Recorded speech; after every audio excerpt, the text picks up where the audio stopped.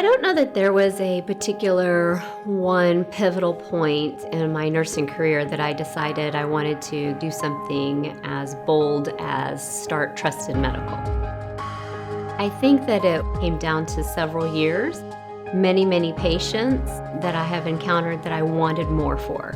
I wanted to do more for. I wanted to have a bigger impact on. And so it's not a focus on being bigger, being better. It's really more about keeping the focus on a patient. Let's look at the patient and see, how do you take care of a patient based on them? The why for me is that every patient gets that same level of treatment. And if there is one patient out there that doesn't get what we expect, then we haven't done our job. I think it's what you get out of the time. How Trusted uses the time to their advantage is we use that time to get to know the patient. That's what makes the difference.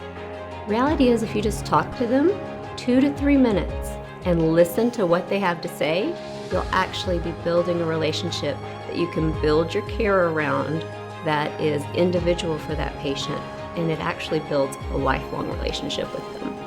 You're always improving, always making adjustments. You're always trying to be better. But keeping the focus on the patient is what makes us successful.